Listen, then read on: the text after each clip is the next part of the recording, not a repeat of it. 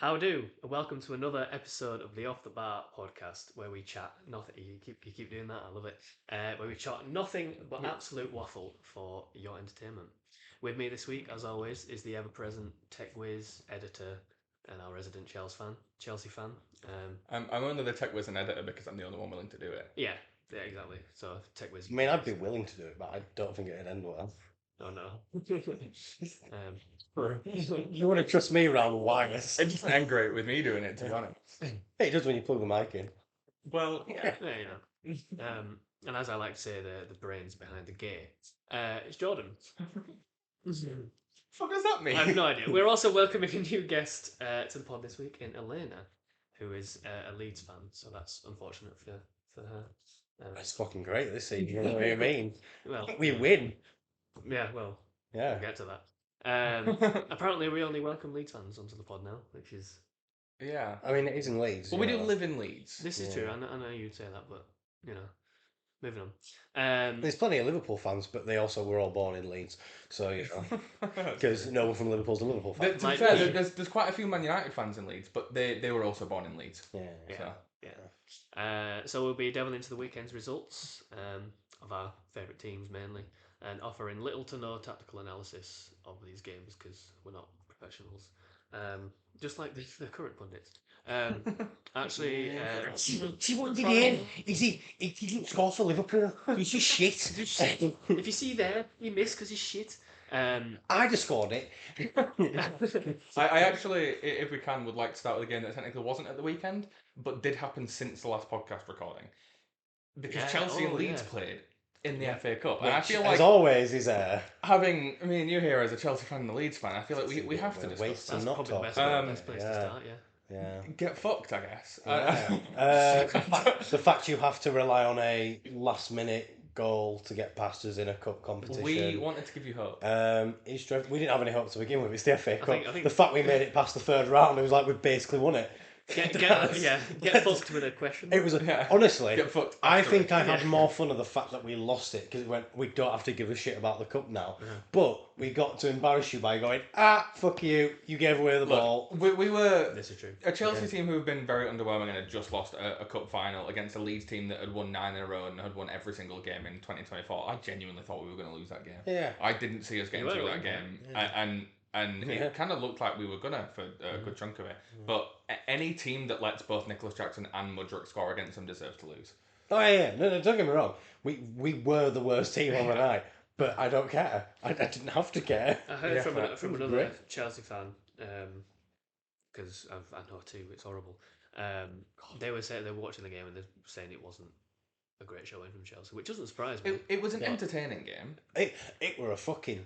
There should have been more cards played out there. Yeah. The ref let some stuff go. Yeah. It was a proper Chelsea Leeds game. Yeah. It was. I mean, Chelsea lead in the cup. Fucking hell, yeah. But it was. Yeah, about equal footing, I'd say, the teams, you know. Probably as big as each other, yeah. Yeah. You got anything to say on that, or you just... I mean, you know. Leeds have a lot more history than us. We have a lot more trophies than them. Yeah. It evens out. Yeah. So I mean, more bought fans as well. Yeah.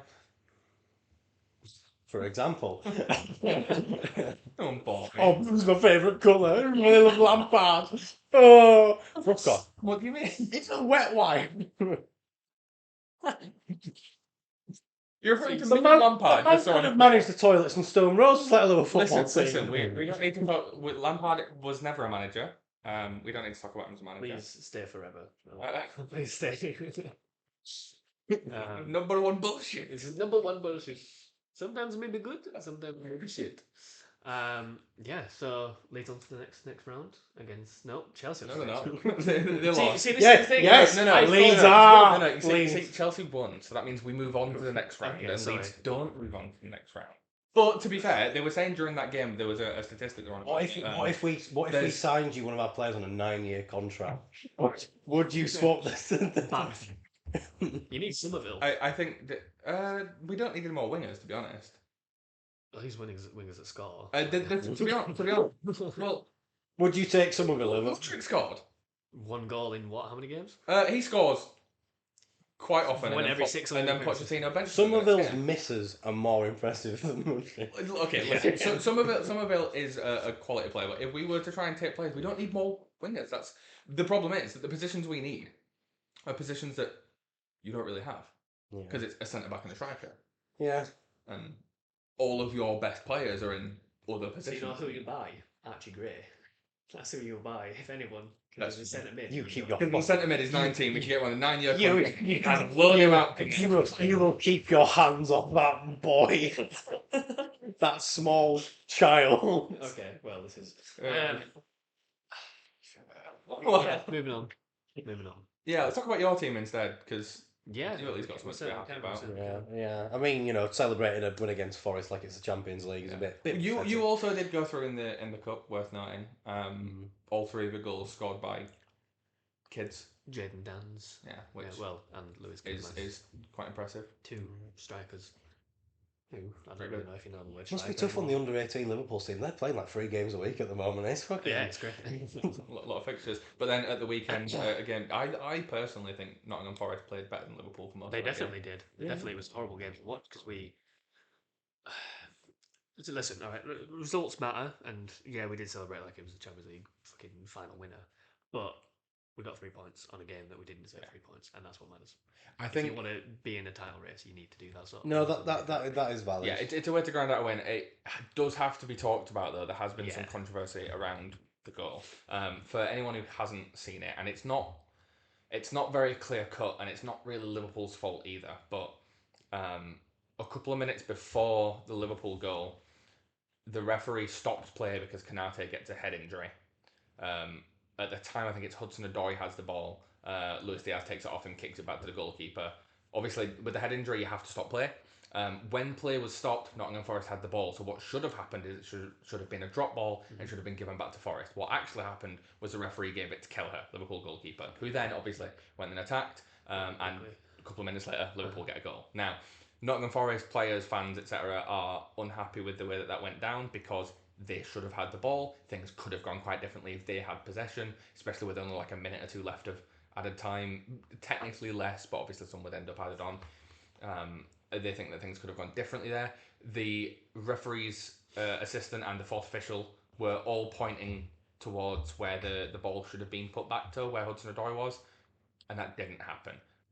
Now, there is a couple of minutes that pass in between there. Nottingham Forest did get the ball again during that time, and play wasn't stopped. So it's kind of hard to say if there would have been much of a difference with that, but it would have been different, and Nottingham Forest should have had the ball. So a decision went against Nottingham Forest, and then a couple of minutes later, after a lot of pressure, Liverpool get a goal.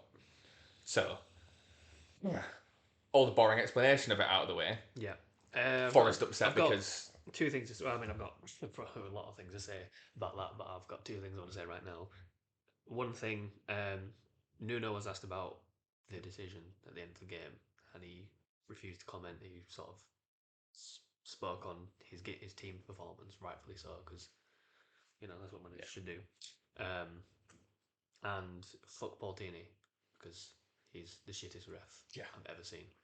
He is so bad. The amount of decisions, not even just against us, right? He has made horrible decisions against us this season, but I'm pretty sure every game he's like Mike Dean. I love Mike Dean. We love Mike Dean. He makes him by himself, and he just steals the limelight by making these horrible decisions every game that he does. I don't know how he's still considered one of the top refs in the Prem, because if he was like dropped down to the Championship, his daughter got bullied because of how bad he was. That's great. Yeah. Handing out red cards at the playground. Yeah, it's literally. Portini, fucking, I don't know, is Yeah. they give anyone the job as a ref nowadays. It's a shocker. But obviously, as a Liverpool fan, you got better that you got the win. I was. Yeah. I mean, I guess for Forest, it's obviously it's shit that they lost, but the benefit is that there are a few worse teams than them. So I don't think that's going to be the game that gets them relegated if they were to. It depends if they get this point deduction, FFP. Yes, but if you get a point deduction, then it's your own fault. You can't really complain. Yeah. No, but say they get a point deduction and go down, get relegated by like 1 point. Yeah. Should have made better use of breach for faith. Yeah. Well, look at Man City, they're great. Look at Everton. They've broken it loads. They got the point deduction, and even with the point deduction, they still deservedly. They also got points are avoiding given back. Yeah. Got forward given back. And they are deservedly avoiding relegation. Yeah. That's only so they can just let City run through with it. It was like, actually, no, we were wrong about that. Let's just City. Yeah. Give Everton points back so that it looks a little bit better when they don't punish Man City. Yeah. So. Yeah. 100%. Yeah. No, they'll probably punish Man City by being like, oh, you can't buy any more players for a year. Well, no, it'll be that and a big fine. That's what we got last time. Last time we got punished for something. It wasn't FFP. It was because we bought a 17-year-old or something that we weren't allowed to. I don't know. It was weird. But we got banned from transfers for like a year. Still managed to buy Havertz for however money. Yeah, it was kind of weird. But we also played a lot of our youth players, and then they came through and did bits for us at the time. But that's probably all that'll really happen to Man City at this point. But well, all that will just get slapped with a massive fine that won't matter to them. Yeah. Oh, you have to pay infinite $1 million. money. Yeah. Oh, okay. Oh no. Oh no! Don't do that. Shit. No. Yeah. No. Yeah. Obviously, a huge win considering the relegation scrap that Forest are finding themselves in, and the title race that we're finding ourselves in. It was there's been injury as well. That's huge for us. Other big refereeing decisions as well. One of which we'll come back onto later. There were obviously, I know we've already talked about both Chelsea and Leeds, but both of us also played at the weekend, and both of us dropped points we really shouldn't have done. Well, actually, to be fair, you gained points you shouldn't have done. Yeah, because you were losing that game. Well, yeah, but we still shouldn't be dropping points against Brentford. Is more my point. I mean, mid-table scrap. And look. It's that lower league London derby. Brentford, we should be beating Brentford realistically, especially with the form Brentford have been in. We should be beating Brentford. Obviously, Wissa scored a cracking goal, but the other goal was just terrible defensively from us. Again, as always with Chelsea, we missed a couple of big chances. Nicola Jackson misses another sitter because he's not a fucking striker. Yeah, more about the cross, but you know. Yeah, it was about cross. But it's just painful, you know. It's just painful watching us miss chance after chance. And then drop points. The thing is now, even if you get rid of Poch or whatever, you're still going to be shit. So I don't know what's going on. It's like United. We need a striker really badly. A good striker. I honestly think it's silly now. You just have to accept that there's going to be a couple seasons where it's not going to be good. Like Arsenal. I don't mind. The thing is, if we give it a couple of seasons to build, a lot of the players that have been somewhat underwhelming for us. We have so many young players, right? Yeah. With the likes of Mudryk, of Gusto, of maybe even Disasi, but I'm not sure. With Enzo, with Caicedo, with Madueke, maybe even with Nicholas Jackson, with the way he plays when he goes out on the wing. These are players that over the next... mind about Nicholas. When he's out on the wing, and he's still shit right now. But when give it a couple of years for them to develop and give them time to play and settle, and a bit of the pressure come off them because they're not brand new multi-million-pound signings. They already look like they are building upon what they were. A lot of our players already look like they're starting to settle in more. They're starting to make better decisions. We're still not good, but compared to how they were when they first came in, a lot of those players are improving. Mudryk looks much more composed every time he plays now, especially compared to when he first came in. Yeah, no, that's fair enough. He actually looks like he knows how to be on a pitch. Exactly. So I think, especially with how many young players we have, we do need to give them time. The problem is what we don't have right now, which is what we need to invest in if we're going to invest in anything to allow us to grow over those few years, is two main things. One of which is a leader, or more than one leader, because we don't have one right now, or none of our captains are leaders. You said this last week. You used to have like loads. And the other thing is a proper striker. Because we haven't had one in a while, and it's not even necessarily just about having bad strikers. Right now, Broja is the only player we've got who's actually an out and out striker. We just don't have any at all. Other than that, it's not just that they're bad strikers. None of the players are strikers anymore. You got rid of them.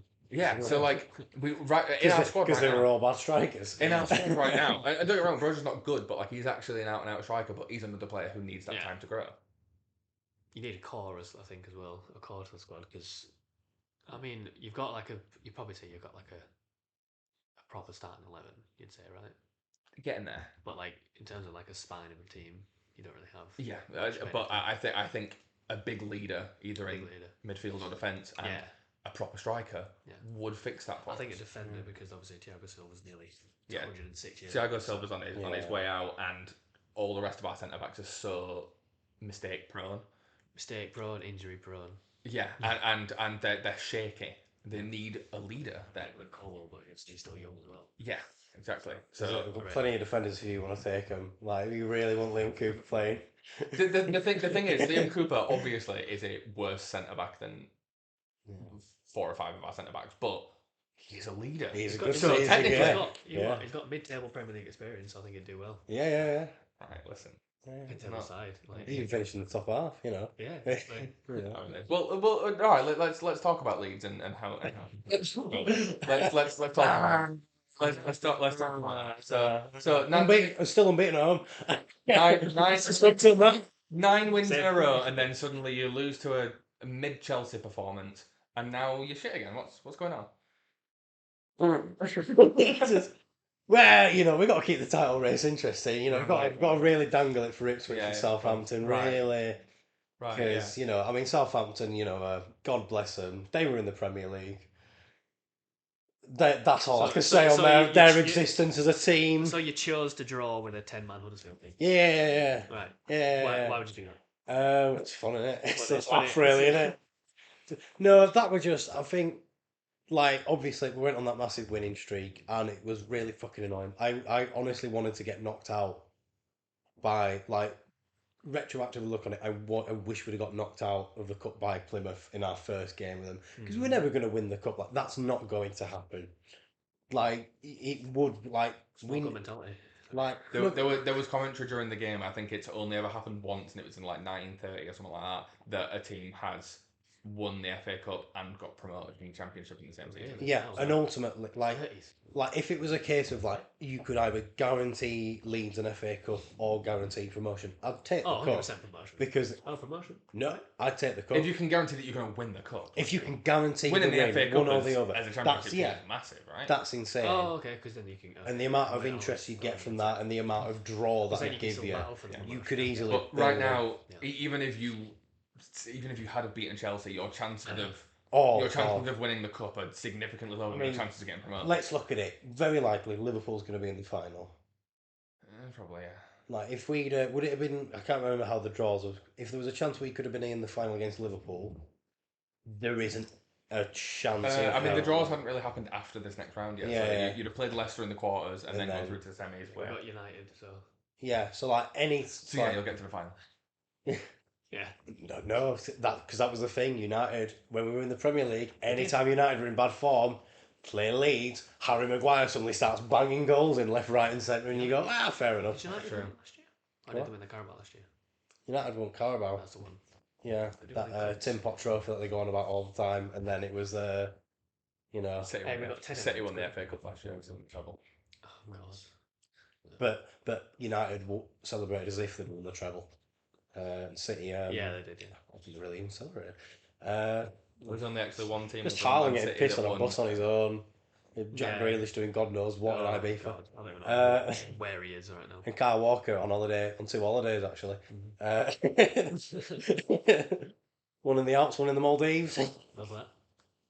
But no, it was just. It was just. I think like after that, and then like it's annoying that we didn't, because I think the all-time win streak for the Championship specifically, not for the second division. I think for the second division it's 14 wins in a row, but from it being the Championship, is 10. Is that at home or is that just in? No, just on a win streak. Is 10. So if we'd have got one more win, we'd have been joint for one of the more. I mean, when you because like you look at it on paper, like any other season in the Championship, any other season, you go on a 9-win streak and unbeaten at home, you win the league hands down. Yeah, but the fact that we've got Leicester, who quite frankly are a Premier League team now. They are a Premier League. The fact you've won a Premier League and staying in it, like the fact they went down last year is bonkers. I mean, that is an absolute cock up beyond belief. Yeah. You know, it's not good. Southampton, I mean, they're not exactly a Premier League team, but they've been up there. They have survived. They've got good players and and then I mean, fucking Ipswich have just come out of nowhere. I mean, I can't really be annoyed. They only got promoted to the Championship last season. Yeah. So. They'll do the bounce. I think if they do that, they're one of 5 teams to have ever done that in history. Did Luton do that, or did they stay in Championship a couple of seasons before going back? Blackpool did it, right? Blackpool did it. Yeah. But I think it's one of only 5 teams to ever do that if they do it. So you can't really be angry at them picking up points. I sort of want them to go up. But Leeds Ipswich. Yeah, I'd like that. Honestly, I'd let Ipswich win the league. Leeds Ipswich, just because we've got a Leicester fan who's a friend of ours, and it'd be really funny to laugh at him if they bottle it. Middlesbrough to beat Leicester in there. Yeah, because Leicester drop points. Leicester, So, Leicester are what? Fallen off. 3 points ahead of Ipswich now? 6 points ahead of Ipswich? 2 points. I'll get the league up. Honestly, get the phones out. It's honestly, Let's have a check. mate. You think it's close at the top of the table? They're 3 points ahead of Ipswich, who are 2 points ahead of you.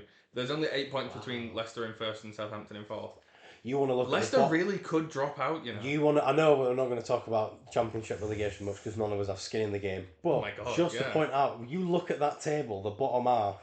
So Sheffield Wednesday on 35 and 23rd. Stoke in the 22nd, the first relegation place, on 38. Then it's 38, 38, 38, 39, 39, 40, up to 16. Fuck off. Yeah, so from Championship, man. From 12th to 22nd, it's 6 points. One of those 38 is the team that just drew 1 over Leeds. Yeah, it's just that. Right, anytime. Listen, Huddersfield are a local team. I don't want them to go down. Let them have the championship. I want them to go down. It's a rivalry, surely.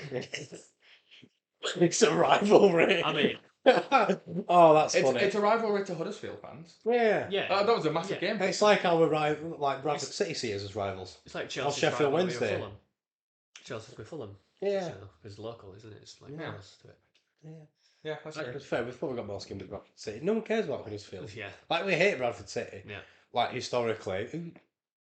No one cares about Huddersfield. It's just a pretty good blanket statement. Yeah, no one cares about Huddersfield. I mean, look at you. Yeah, I'm from Huddersfield, and I could not care less about the place. So, You live above the stadium, basically. I can't believe I chose to live there. You could have leaned over and watched them play from your fucking garden. I did. And even you don't support them. I chose to live there for 4 years, and it was the worst. Oh my god, I can't say I chose to live in Manchester and Salford. So Why would you do look, we all make bad decisions. we all do. Speaking of bad decisions, Sheffield United rehiring Wilder seems to have been a bit of a mistake because they are fucking terrible. Listen, they could have got anyone in and still been relegated. Yeah, I suppose. They could have got fucking Zidane in. I mean, obviously it's a good performance by Arsenal and another big win. I think it was a good training session. I think yeah. Just like on the training ground. Yeah. I think I saw a stat. I could be wrong with this. I think they're the first team to win 3 away Premier League games back to back by 5 goals or more, which is crazy. Who were those teams? That is they were terrible. That is impressive, but that is also like one of those Guinness World Records where it's so specific that it's like you can't really start claiming that as a record. Several of Ronaldo's records and Messi's. It's just Those games were against Sheffield, Burnley, and West Ham. Okay, so tough competition. One of them is, obviously Burnley. Everyone's going to beat West Ham. West Ham have lost 5-0 twice. In their last 5 games, they've scored 24 goals. Calvin Phillips' own goal doesn't count, so it's only 5 and 4 actually. In the last 5 Premier League games, they've scored 24 goals. Conceded like 1 or 2. 2. 1 against you, 1 against Newcastle. That is insane. That's good form, and like even before that, it was a 2-1 against Forest. Again, it is, but again in Premier League, almost any other season, Arsenal far and away are winning this, But Man City and Liverpool exist. Yeah, well, it's not because Liverpool's because it's his last season. Yeah, I think if he wasn't his last season, because he obviously told the players and stuff beforehand, he must have. Oh, we were still. What you think he told them at the start of the season? What? You think he told them at the start? Maybe not of the season? start, but definitely a lot early on. Yeah, and because some of the performances you guys have had, because like that Forest game. Last season, you wouldn't have won that. You'd have probably lost that. But the fact that they've all just kept going for it. It is also Liverpool and Klopp's mentality to play like that. Oh, yeah. Even if it wasn't beginning of the season, he'll have definitely told Liverpool players a lot earlier than he announced it. Sure. Yeah, and I think if it wasn't for that, I think you'd be up there. I think definitely, but I don't think you'd be top of the table now if it wasn't for that. Because at this point, he's going to throw everything, at it. The kitchen sink, everything. That's true. Because what's he got to lose? All of his energy. Which is already lost. He's got nothing left. And just that clip of him going, I'm willing to be here forever. I'm willing to play forever. Don't know about that. Yeah, and then he's lost his energy. He's done half a season with Darwin Núñez, and he's lost his energy. That's valid. Yeah. I mean, to be fair, having to watch that many 3 goals go wide is just It's probably his heart, to be honest. That watching Noonan play the game. Yeah, that's fair. And I feel it. I mean, to be fair, if you're saying it's the missed chances that have caused Klopp to get tired, Poch has done that in the season, right?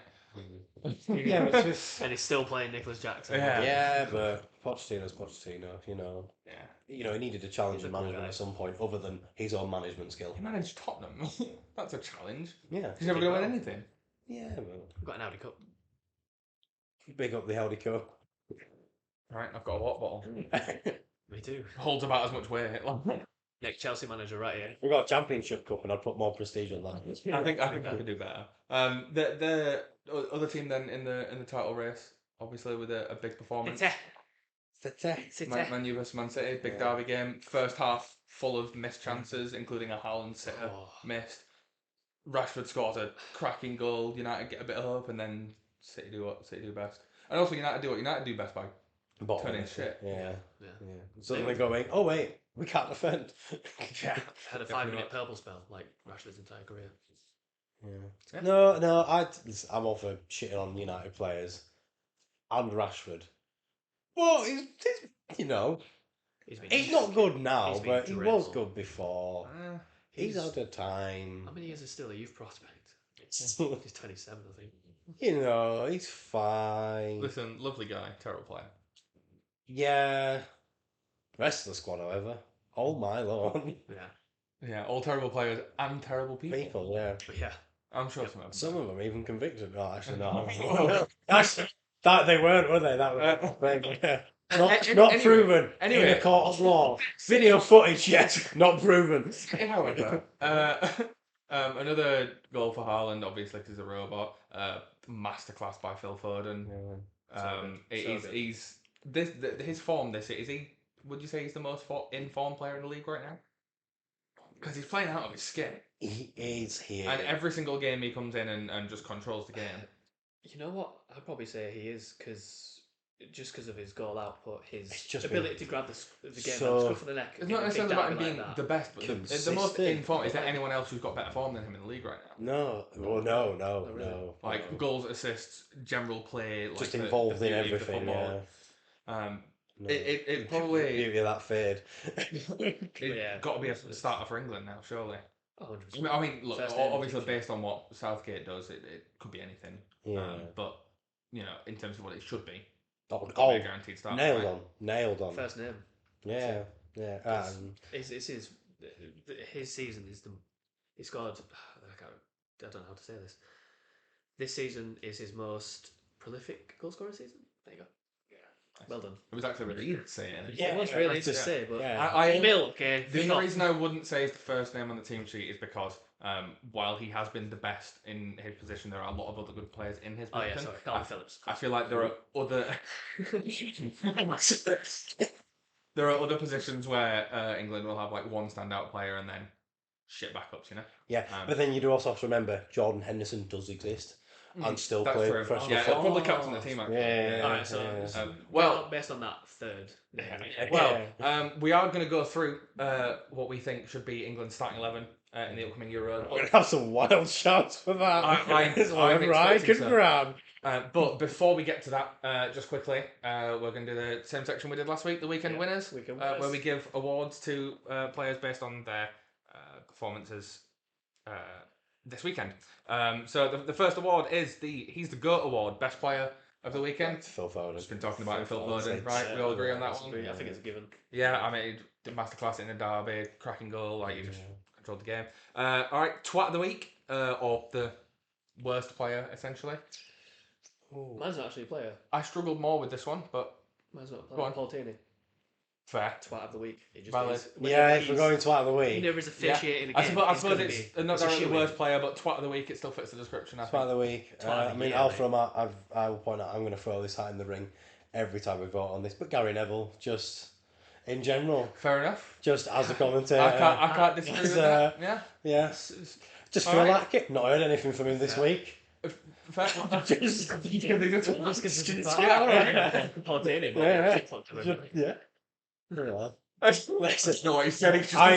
I've got a shit on Scum somehow, you know. Well, I actually have shit scum with my twat of the week with the worst player. I think, especially after playing so well for the last few weeks, Onana was wank. No, yeah. To be fair, I'm with you on that. So- Actual serious answer, Onana, because he You're should still have. saying Tierney because you Yeah. hate him. He That's should fair. have saved some. He's just such a bad guy. Why did they get rid of De Gea? No, De Gea was Why? so good. The thing- All the time they're going. De Gea He made a was lot really of good. mistakes. De Gea made a lot of mistakes. He also is the reason they weren't finishing in the bottom half for That's a true. lot of seasons. Look, to be fair, the last sort of 5, 6, 7 weeks, Onana's been playing really, really well, and has put in a few man of the match performances. That game he was shit. Yeah. He went back to his old And also, man of the match performances in that squad. Not hard, really. Yeah, is all it? right, fair enough. All right, the Cheers Jeff Award, best moment of the weekend, can be for whatever reason. Go on, I want to hear yours first. I liked, in the Palace game, who just kept getting bullied around. Just kept Mitchell. getting pushed over. Tarek Mitchell was getting bullied on that wing. I just like that because it just looked like a small kid being pushed over in a playground by a bigger kid. Yeah, fair and that was enough. just like fair. That, or no, because I'm going to save that for my best goal. So Okay. I'm going to go with Alright. that because just the fact that he just got shoved around. Fair enough. Yours? I've gone for the Nunes goal. Last minute winner. Yeah. As a Liverpool fan, I suppose it makes sense it being there. Well, it is my moment. I've gone with one. Mine's not in the Premier League. It was actually in the Leeds game, which is specifically Ampadu telling Hogg to fuck off when he got sent off. I don't know if you've seen the clip of it, That's but fine. when Hogg's getting sent off, Ampadu, you can't hear what he says, but he goes over to him, nods, fuck off, and I think it was brilliant. Proper shit, I was right. If only we hadn't a fucking drawn against them. It was such a nicer moment. All right, and what hit son? Best goal of the weekend. Yeah. I think we probably all agree on this one, but there was a couple of close contenders. Mine's going to be a wild shot. I want to say that both Rashford and Foden deserve a shout for their goals in the derby. Yes, of course. For me, they were stunners. As annoying as it is, 'cause it was against us, Wissa's overhead kick. I didn't do that actually. I put Rashford's Fair. because of the occasion Alright. of it. I The mean, they did Luton lose. goal, where about half of the pitch touches the ball. Oh, Not because it's a good goal, but because I just love the fact that it was just every man on that pitch has had a shot. I think the keeper had a shot at his own net at one point. Fair. It was just, Can't disagree with there that. was just something so lovely about just seeing a team just go. If you just whack it at the net 10 times, it's gonna go in on one of them. Fair enough. And I just love that. I just love that You know what, I feeling. rate that. I can't really disagree with that. Yeah, Yeah. fair enough. 100%.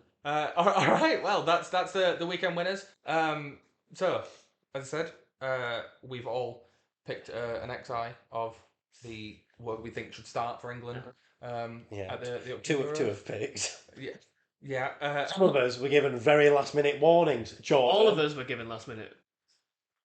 Have you ever And done I did anything with anyone ever? Everything is last minute. This is life. Shut up. All right. Who To wants? be fair, I wasn't coming on this podcast until yesterday, so it's not like at least you guys are thinking about football. Until the last thing I want to think about is fucking football at the moment. Thank you. Oh. Well, Yeah, fair enough. Yeah. Well, if you want it. All right, who's going first on this one then? I reckon you should. I'll do it. Are we doing the whole? I mean, we full obviously amount? shouldn't put Elena first because she clearly hasn't prepped. Yeah. very much. No, Yeah. I'll just comment and shit house full on your 11. on your Full 11. selections. Alright. So in net, Pickford. I've gone for Walker, Stones, Colwell, and Trippier for the back four. Middle three. I'm going to assume 4-3-3 just because Rice, Bellingham, Trent. And then front three, I've gone Saka, Kane, Foden. Okay, fair enough. Mine is slightly different. Who are your centre backs? Colwell and Stones. Okay, fair enough. So I've gone Pickford and net as well. Pickford, obviously. Yeah. I struggled a lot with right back because if I'm thinking about our best 11 right now, I didn't want to put Trent in midfield just because he's not had much experience there and they'll probably do the Against job. England. Yeah, to be fair. Against Malta, He played several games in midfield for us. not a lot, Against Italy. and not in big. Italy. He wasn't in midfield against Italy. Pretty sure it was not in the final, obviously. But in the Well, to be fair, no matter whether he's in right back or midfield, he's in midfield. He's in midfield. So Yeah, fair enough. I've put him at right back. what is defending? Although I will be honest, I did kind of forget about Kyle Walker, which a bit of a fuck up from me, and would probably have gone in ahead of Trent. But I've gone with Trent at right back. I've got Stones and Tamori at centre backs. Tomorrow, yeah. Tomori hasn't had too much experience with the centre backs, but to be honest, other than Stones, all of our centre backs If are it's not made. Maguire, it's fine. All of our centre backs are made apart from Stones. Stones goes Conte's straight in. good. Conte's good, but he's in Stones' position. Again, though, they're all just okay. No, I think Conte's really and I think we could do really well with Tomori in there. He's got a lot of pace, a lot of physicality. I think it'll work. I've gone Luke Shaw at left back. I know Trippier's been good at left back, but Luke Shaw is a proper left back and he does well for has done well in England. I was going to put Shaw. I don't know whether it's a 4-3-3. It's kind of more of a 4-2-3-1. I've gone Declan Rice and Conor Gallagher. Gallagher's been really good for us this season. A lot of energy, a lot of pressure, a lot of pushing, and I wanted someone alongside Rice that was going to put in a shift, because every other kind of centre mid player I could think to put there just wouldn't really do that or wouldn't hold enough weight. Like Ward-Prowse would have. I was close with Ward-Prowse, fantastic playmaker. If Rice runs forward, I don't think Ward-Prowse has got the defensive prowess to Yeah. I think Conor Gallagher has. has. The way he's played for us this season, Bellingham in that cam position, kind of a free roaming, that's where he played best, and then Foden, Saka, Kane. I felt bad about not putting Cole Palmer in because he's been fantastic this season, but Foden and Saka are just better. I feel bad for putting Bellingham's one of the best players in the world. So I feel bad for not putting Ollie Watkins in, but obviously it's Kane. So yeah, if we play with two strikers, I know. Kane is great. He's a great striker. Does he make England though? Like Watkins. no, Harry Kane. No, Harry Kane. Like he is our top goal scorer, right? I know he is. He's top goal scorer in But Germany. he has cracked under pressure now. And is it time to put someone else in to give them actually time to play? Because he's had the chances. He's had the chances. I get what you mean. And I think I would be more inclined to agree with you if our backups to that position had more big game experience. Our backups to that position are what? Ollie Watkins, Ivan Toney, probably based Dominic Solanke, Callum Wilson, form, right? Yeah. And none of those players have big game experience. Yeah, I know, but how are they going to get big game experience? At some point, the guard does have to turn over. We need the big game, and you don't want Kane at 40 years old still sat there. Yeah. No, but what I would say is Saka in the Euros, right? Became a revelation for England. Yeah. Oh God, yeah. And came out of nowhere. But he wasn't our first starting winger. We brought him in when we could as a substitute. Brought him in a game where we didn't necessarily there wasn't as much pressure on him. He performed really well, and then we gave him the chance to go on from there, and then he excelled. If we'd have put him straight in with the pressure, would he have done the same? Yeah, probably that's not. fair enough. And I think it's probably the same with the striking stuff, with the likes of Ollie Watkins and maybe even Ivan Toney. I think having Kane as that main player, but then giving them the opportunity to go around that. Plus, Kane with the experience and the hold-up play, the way that Kane can hold up the ball and allow the players around him, their full expression. Having Saka, Foden, and Bellingham around him. Yeah, of course, yeah. Like, I'm not saying get him out of the squad. I'm not saying he's done. Like, obviously, like, if you make it far in, he starts the games. But I feel like we're at a point now where you need to, like, in like the group stages when it's a game that we know we should win. He shouldn't be on. He shouldn't be on the pitch. I get you. I think there should be some rotation, but because at some point Kane is going to retire, either from international or football altogether, and who are we left with then? I think it depends. Who performs at his level? It depends on how we play, because obviously we don't know with fucking Southgate. Probably defensive. He's going to play 10 midfielders. 4-4, fucking 2. Yeah. Part of the bus. 5-4-1. But we defend like Kane can play with, like he does the 1-2s and he does the long balls. But if we want a proper striker, someone who can feed off of the supply that Foden, Trent, Saka give him, Bellingham, it's Watkins. Kane can also do that, but Watkins is so good at running behind the defensive line. If that's how we want to play, then yes. But with the likes of Foden, Saka, and Bellingham, and even you bring a Cole Palmer in there, they're all players that actually I think if I'm choosing between telling them to provide for the striker or telling the striker to provide for them, I want the striker to provide for them. This is true, yeah. Foden got 2 fantastic goals. Yeah. Like Cole Palmer's been scoring a lot for us, and it's fantastic when he's got the right kind of support around him. And also, Kane is very good aerially. When those players do start providing support, it's usually running out wide and getting the ball into the box, which Harry Kane usually does well from. So I just think his experience is going to matter there when a lot of our attacking talents who are all fantastic, aren't the most experienced players. Foden, Saka, Palmer, Bellingham, all of those players are players that they're picking up some experience now, but they're not experienced players like Harry Kane is, right? Having someone like that to spearhead them, I think, would be... Yeah, no, it's... What will actually happen is we'll play Calvin Phillips and Henderson just behind Bellingham. Oh, and then, you know it. You know it. You know, I do know. 5 at the back. You're 11? Oh, God. Come on. I mean, to be fair, it's going to be very similar to your guys, because like with the centre-back stuff, like, you know, Trent, all that like stuff, or like maybe Trent or Trippier, you could probably swap around maybe and think it, but it's just going to be an amalgamation of yours too. Because I feel like in a lot of positions, like the only real place where you've got argument is like your midfield. Yeah, I struggled with the Bellingham spot and the Tomori spot. That was the main one for me, because there's a lot of centre backs. I feel like midfield. I know, Leeds fan. I would go Calvin Phillips purely because in an England shirt he hasn't really disappointed. If you are looking for a player who can do the work next to Rice, it would be someone like Phillips. Yeah, he needs to prove himself. I think. Oh yeah, like don't get me wrong. Since leaving us, he's not done it. If he'd maintained that form, Phillips would be the first. Yes, but you want someone to hold up the ball and who can stay back while the rest go forward. If he plays like he did in that World Cup, then yes, absolutely, Phillips would be fantastic. That's exactly the player you want next to Declan Rice. But the way he's playing right now, I don't think he would. And yes, also, but you look at half of the England squad that gets selected, and you look at their form. But I don't think most of them should be selected. So that's. I only say Phillips because of the fact that even the other ones that haven't been in form have also done slip-ups and cock-ups for England, and haven't always. Whereas Calvin Phillips has always, even if it's not an incredible, show-stealing shift, he's put in a shift. He's put in the work. He's put in the effort. And you want someone to go with Rice.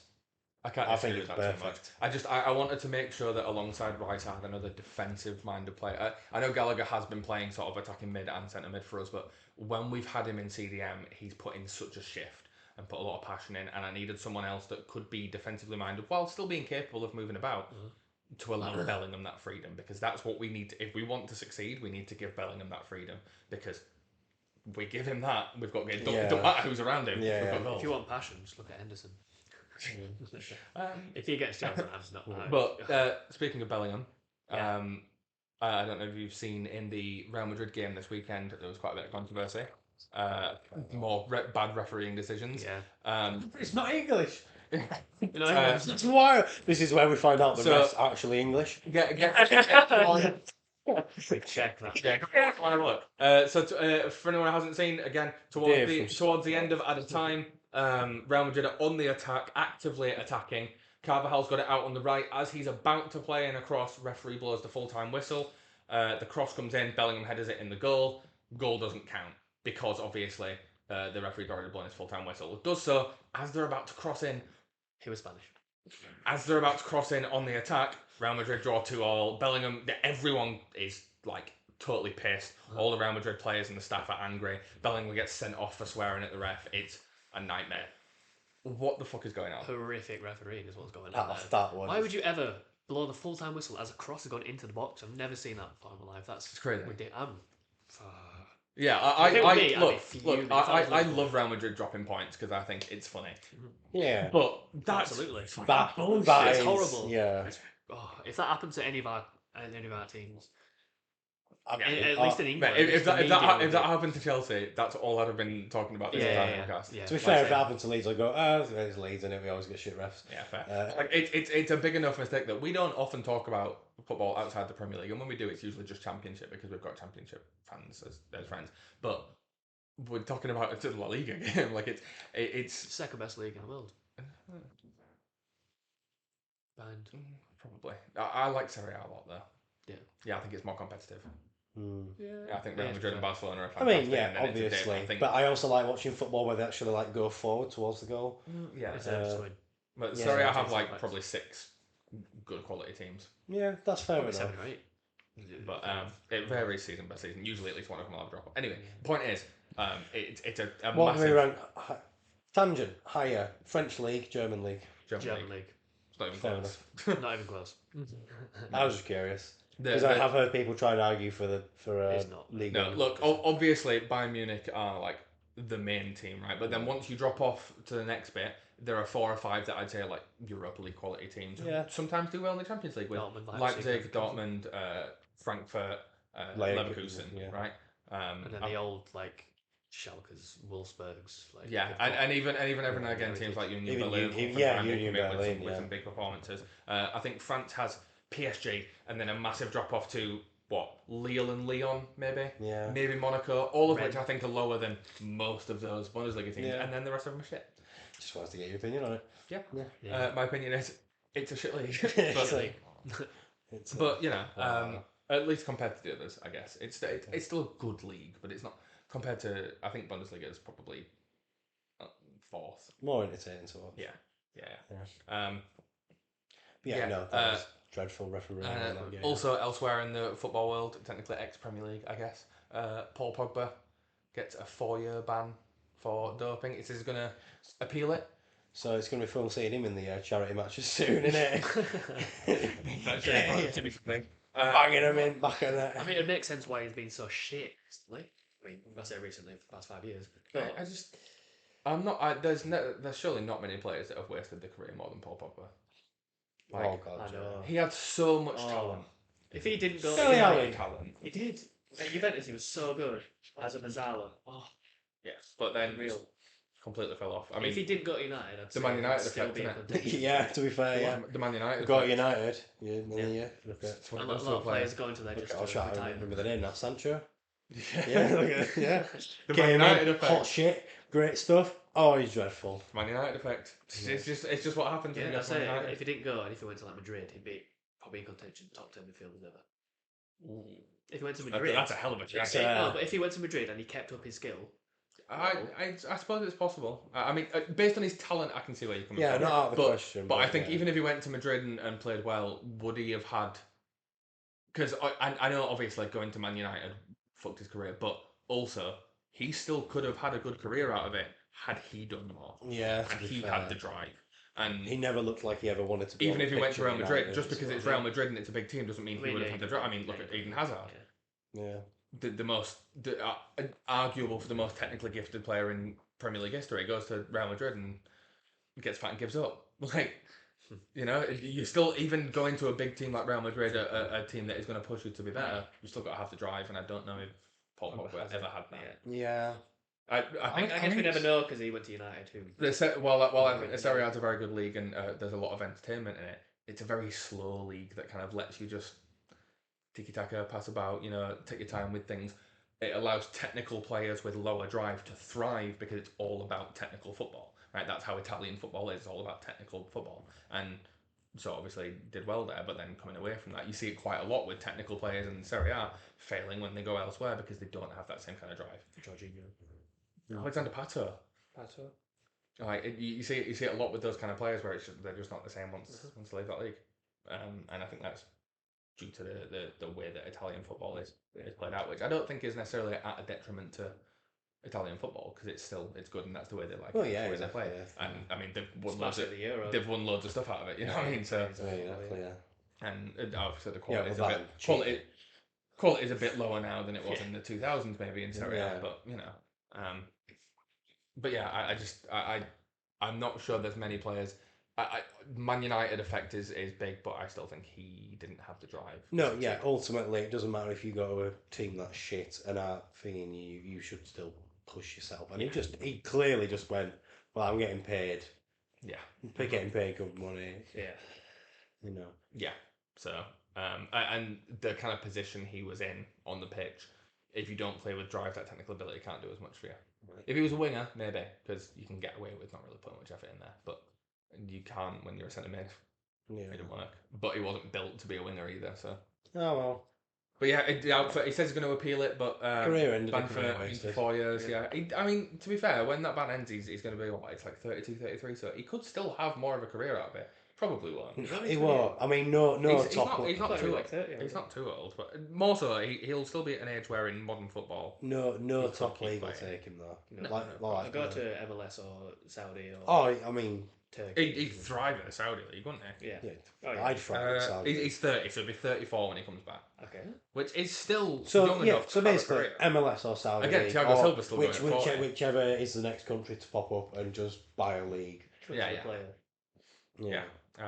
All right. Well, that is enough of talking about current football. Now we get to do things like rank things and shout at each other. Yay! We're going to start off. Here come the insults. We're going to start off. Last week, we started our weekly reverse tenables as it was something we found entertaining. We're going to do it again this week, and I've got one.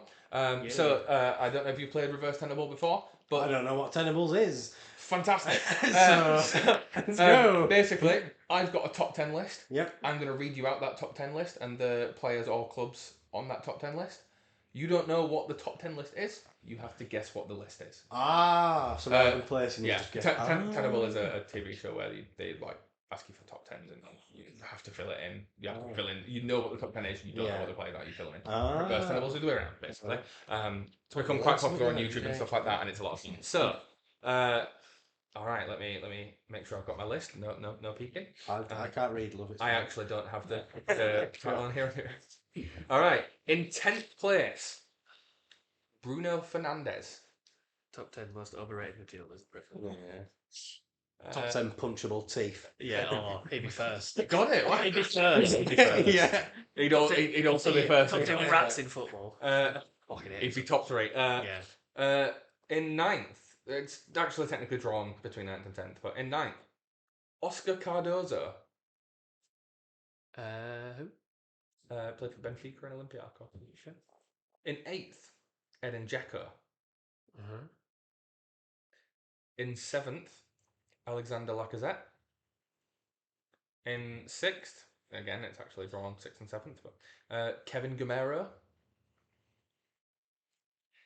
I think I recognise that name, but why? Because he played for Sevilla, Atleti, and Valencia. Yeah. Big time on FIFA for a while. Yeah, that's the one. In 5th, Munaz Dabo. Okay. Yeah. Plays for Hoffenheim at the moment, I believe. Oh, get off the FM. Oh. In 4th, Romelu Lukaku. What is this? All right. In 3rd, Aritz Aduriz. Yeah. Any ideas? No. Yeah. No. In 2nd place, Radamel Falcao. I think I know. And in 1st place, Pierre-Emerick Aubameyang. I think I know. Top 10, like, big name, or like, not like big name flops, because I don't know. But like top 10 promising signings that flopped. It's not. I think. Anything close to that? No. Okay. Top scorers in Europa League. It is top scorers in the Europa League. Nice. It's And that's a quick answer for this one, but yeah. I knew that. It's Bruno, Aubameyang, not including the qualifying rounds. That had some very strange players in it because of the amount of teams. Falcao, rounds. This is just group stages and onwards. I was happy I got. But yeah, Pierre-Emerick. No, not a chance I got that. Not a chance. I should have dragged it out, maybe. Aubameyang scored 31. And the round's over. Aubameyang scored 31 goals in the Europa League for Dortmund, Arsenal, Barcelona, and Marseille. Radamel Falcao second on 30. Yeah. For Porto, and for Porto and Atleti, yeah. That's obviously some decently big names, but then also players like Oscar Cardozo for Benfica and Olympiacos, like Aritz Aduriz whole time at Bilbao. Yeah. No, fair play. Yeah, just thought that was an interesting one. That's a good one. Yeah. No, that was. Lukaku for. Yeah, if I knew anything, Lukaku in 4th. Anything about football outside second division England. Apparently. Just need to get that out there now. And also, to be fair, you'd have had more chances to guess at it if Devon wasn't a sweaty nerd. Yeah, so, just I'm not here to have fun. He's here to win. To win points. I don't know. Do points mean prizes? What are the prizes? If they fucking do, Ash, where's the prize? The prize is well done. What a sad little life you live, Jane. All right, well, we'll move on. I fucking won. God. What do you mean? Yeah, it's a bit sad in it to know that was about football. Devon. All right, it's not about winning. No. I'll remember that for the quiz, you cunt. It's fine, it's only a tin pot quiz anyway. Alright, well, I'm going to go for it. Alright, moving on. Swiftly. Do not have enough energy to continue. I'm retiring. Sorry. You actually kind of alluded to our next section while talking about the first player on that list, Bruno Fernandes, and how overrated he is. We have put together an overrated 11 of Premier League players. Now, just to be clear, before anyone disagrees with it, because they still will anyways, overrated doesn't mean that the player is bad. Some of them are. Yes. It just means that they are not as good, or we don't think they're as good as people rate them to be. Right? So it is only Premier League players, just to keep it simple. Who wants to go first with this one? Are we doing the 11 or are we doing keepers? I think we do full 11 because we might have different formations. All right. I don't. I'll start this one then. Yeah. So in goal, now this is why it's important to preface that this doesn't mean they're bad players. In goal, I've got Edison. Obviously, top quality goalkeeper. Uh-huh. However, some of the conversations he gets put in for being the best. No, fuck off. Too many mistakes. Right back, technically more of a centre back, but has played enough games at right back for me to put him here. Disasi. He's had a lot of plaudits off of pundits and stuff this season for putting in solid performances. I think he's had 1, maybe 2 good games, and every time he gets the ball, I'm terrified that he's going to give it away, and he usually does. That's valid. Centre backs, I've got Christian Romero, Clash and Merchant, gets sent off every other game. Don't think he's as good as made out. He's not even the best centre back at Tottenham. And Anderson for Crystal Palace. Everyone talks about how good he is, but every time I see him play, he makes mistakes, including against Tottenham. It's valid. Left back, another player who's kind of started more as a centre back. It's a very defensive back four, but has played enough at left back that I think it counts. Nathan Ake. Yeah, wow, really? Benefits from the City system. Really? No. It benefits from the City system. Well, yeah, of course it benefits from every player benefits from the fucking yeah. system. But Alexander Arnold would be fucking useless if you want in Klopp's system. But you take any of the other City defenders and put them in another. You take any of those other City defenders and put them in another top 6 team, and I think they do a very good job. You put Ake in one of those other teams, and I think he bottles it. Oh no, he does not. Not the Bournemouth superstar. Not a fancy, but it's fucking Nathan Ake. Yeah. No. I've got get into the City squad as a defender. You're good. He got into the City squad at left back because they didn't have another left back. Just like but yeah, exactly. Just like him. That famous player. Emerick Laporte. He did the same thing. That's fair. Shit. But Ake has proven to be good. He's he good. Can fuck off. Listen, don't get me wrong. He's made to look better by playing in. Your entire squad is mid. Yes, but we admit it. And I've also got a Chelsea player in already. No, you don't. I've gone with the 4-3-3. The first centre mid I've got is Jorginho, another ex-Chelsea player. It's people constantly talking about how good he is. I don't think he's ever been good. No. Even during his best seasons at Chelsea, I think he was shit. He was good at Napoli. Napoli. We've got Bruno Fernandes. Yep. What wanker. Yeah. And they will not stop sucking him off and being like, no, he's really good actually. No, he's dreadful. The third centre mid I've got is Lucas Paqueta. I think he's very technically gifted. Doesn't actually do that much. And seems to disappear a lot if West Ham aren't in good confidence. Yeah. He's good, but he's made to look better by the fact that West Ham don't have many other technically gifted creative players. A lot of their players are very simple Route 1 football, and he's a Brazilian in that lineup. I guess you're right, because Kudus has come and actually shown that he can do things. Yeah, exactly. I think he's good, but I don't think he's as good as a lot of West Ham fans and others make out. It'd be interesting if City buy him, they were going to spend like 100 million. Yeah. Left wing, I've got Raheem Sterling. I think at every point of his career, particularly pundits, but a chunk of fans have thought he's better than he is. At City, I thought he was very good. He was talked about like he's the best player in the league. At Chelsea, I don't think he's ever been good. I think he's had a couple of little periods where he's had a couple of good games. That's about it. Right wing, I've got Harvey Elliott. Quality youngster, but I hear so many Liverpool fans, especially online, talking about how he's like basically Jesus, and I'm just maybe one day he'll be top quality, but I don't. I didn't have him in the top 10. I had Bobby Clark ahead of him. Yeah, well, I mean, we did top 10 youngsters in the Premier League last week, and Jamie had Harvey Elliott in first. So also had no Cole Palmer on the list, but Yeah, and I had Saka. who was older than the requirements. Anyway, and at strike I've got. Listen, but to be fair, Saka is just permanently 20 years old. Like Rashford, yeah. And at strike I've got Gabriel Jesus. Another technically gifted player that he's a striker, and he barely scores when he's on.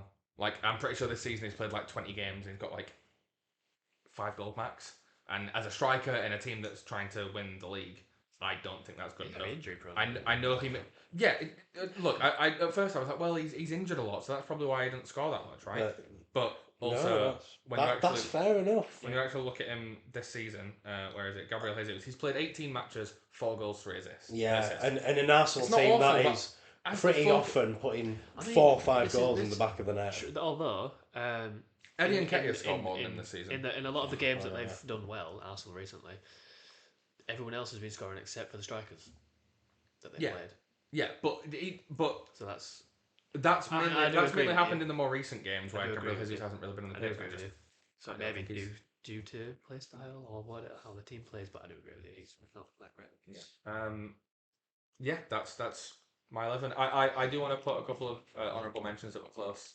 Me putting in there. Eddie Nketiah was one of them because I think I know he's not necessarily rated highly, but I think he's really shit. I was close to putting Odegaard in midfield because he's a very quality player, but he goes missing in big games a lot. I don't know. I think I'd have a bit of a problem if you just said Odegaard. That man's good. He's good. He goes missing in big games constantly. Like he always performs against the lower end teams and then goes missing against the big ones. But and I was also another one which would have felt a bit bad. I was quite close to putting Ruben Diaz in at centre back because he's phenomenal, but he's talked about like he's the best centre back in the league constantly, and I don't even think he's the best centre back at City. So yeah, no, that's fair enough. That's my 11. Yeah, rough. Who's next? I'll do mine. I don't have a full 11 because I made this list very last minute. I may have panicked and just forgotten every player in the Premier League who ever existed at some point. So anything that I haven't got a position for, just put whoever plays there for Man United. Yeah, valid. That's basically what I've done. Valid. Just whoever filled them in. So goalkeeper, I've gone Edison as well because again, brilliant goalkeeper, amazing, fantastic. Take him in a heartbeat. Not the best keeper in the league. And I think not even top 3. You get a. Top 3. I think probably top 3. Third. Yeah, I'm with you on that. Alisson, Vicario, Edison. But it's Emi Martinez. Just like what? Martinez is better. Yeah, Martinez. Georgia Petrovic. Pickford. Pickford. That's funny. To Chris. Where's Fotheringham? I'm sorry, what? Chris said that. No, he put him in his Premier League team of the season so far, like a month and a half ago. He had 2 Everton players in that team. Listen. Yeah, Tarkowski. Oh my! To be fair, I'll give him a pass to Tarkowski. Because Tarkowski's just a cannot be a wonderful man. It can't be a surprise when Chris says stupid things about footballers. But yeah, so Edison in goal. Because I also think when you've got that entire team in front of you, you could put a lot of keepers in there and they'd look world class. Mm-hmm. So then I've got centre back. We were Ruben Diaz. You've gone Ruben Diaz as well, yeah. Because again, good player, quality. Don't think he's top of the Man City squad. I don't think he is. And I think John Stones is better than him. God, and I don't think it's close either. John Stones is unreal. But Ruben Diaz is always in like the team of the years and stuff like that, and it's stupid. I don't know. Other centre back, purely a spite pick. Ben White. I wonder why. I'm a Leeds fan. That's crazy. There should be no explanation for that. If there is needed for explanation, I'm not going to do it because I'll get very angry. Arsenal fans do like to talk about him like he's the best right back in the league, and also that he's only half a right back and he's 5th at best. Yeah. I would say he's about 5th, 6th. Yeah, but it's mainly a spy pick. Didn't get a left back, so just name any one of the squad players. Gallo, Malacia. Any of them? I don't think Malacia exists anymore. I actually think he might have just. I think he might have been like taken out back and sent to a nice farm upstate. Yeah, can also look at the rabbits. Just disappeared. Look at the rabbits. Is he not injured? I want to turn the web. It's George. But yeah, so anyone there? You don't know like this. Right back, Alexander Arnold. Okay. In right back, I understand, but it's where he plays. It's where he plays. It's where he plays. I'm staying quiet. Klopp don't put him in midfield at Liverpool, does he? No, because we've got like 7. Exactly. midfielders. Alexander Arnold. It's also not his game. He's a great player. He's fantastic. I'd have him in a heartbeat. Is he the second coming of Christ? No. Does he have a lot of flaws in the ways he plays when he's not in the other half? Yes. A lot. I think defensively he can be bad. I think he can read some things immaturely. In what way? Just like, I feel like his decision making, like when under pressure on the defence, can sometimes be bad. And again, he's not a bad defender. I'm not like, as much as I shit on him as like, he's a crap defender. He's not. He's fine as a defender. Like that is, but I just think he's not the finished product yet, and I feel like a lot of people talk about him as if he is this sure set. Everything's perfect with his game. He gets into every squad. I think in an attacking sense, I don't think we've ever seen a fullback in the league that can attack like Trent Alexander-Arnold. Yeah, absolutely. But defensively, if you're just ranking fullbacks based on their defensive ability, you don't come close. No, listen, I hear you out and I appreciate it because he's not the best defensive right back but fullbacks are changing the way that they play. Fullbacks bomb forward. No, I get that.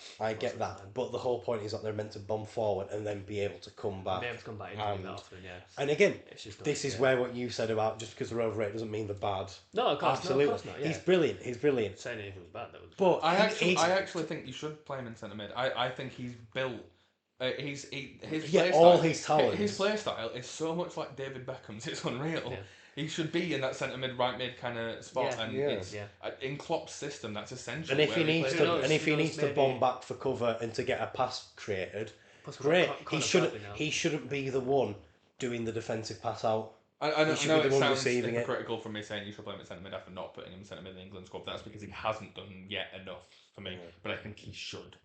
Yeah, I mean, most of it's by a defender. Hey, put Conor Bradley in right back, put Trent in that midfield. Who knows? Maybe the new manager that comes in. Endo and McAllister. Again. Who knows? Well, I like the fact you've not torn my head off. That's quite nice. I expected way more of a reaction than that. I appreciate valid points when talking. Yeah. Don't worry, I've got another with Liverpool in there, which is just going to be shithousing. Well, that's midfield, Fernandes again. Of course. Wanker. Yeah, just God. Just all that needs saying. Pisses me off. That man looks like he's got his teeth from the set of an Aardman Studios production. He could slice a carrot in his sleep. I don't know. This might be a bit more of an obscure one because no one really reads magazines anymore. You guys read like match magazines and Match of the Day, right? Yeah. The way that they used to characterise people in those, with the way that they draw them, with the massive heads, really over exaggerated. Oh my God! That's Bruno Fernandes. Yeah. He's a character. Yeah. That connection is amazing. I love that. Okay. Yep. Go on. Rest of the midfield. Sorry, just gone now. Midfield. I also put so weird choice. I know I keep going about him, bringing up Calvin Phillips. Purely because a lot of people do still, and I'm guilty for it as well, of trying to defend him and trying to be like, no, he's good, no, he's this, he just needs time. It's like, unless he makes a big turnaround, he has fallen off. Like the fact, I don't think you can fault him for City at all. Well, because I think you have to at least a little bit. Like I'm not saying it's entirely his fault. He went and signed up to get paid for life and to get more so like championship. If he had the drive and if he played well enough, they'd have played him more. Not ahead of Rodri. But that's the thing. I think he did have the drive. He wanted to, because otherwise he wouldn't have made this move. Because if he was content and happy, he would have just stayed at City, come on as subs, get a load of things. Because he played in the games, he played time. He technically is part of the squad. But in his early Man City days, he didn't play much. But when he did, he didn't really do anything. I just feel like if it was Pep and he had the option of playing Phillips or Bernardo Silva next to Rodri, he's going to pick Bernardo Silva. There's no point playing Phillips if you. I'm not saying that like there's much he could have done, but he can't just like, clearly, zero responsibility on him. Clearly he went there. Like clearly he went there. He went there knowing he wasn't going to be starting games. Yeah.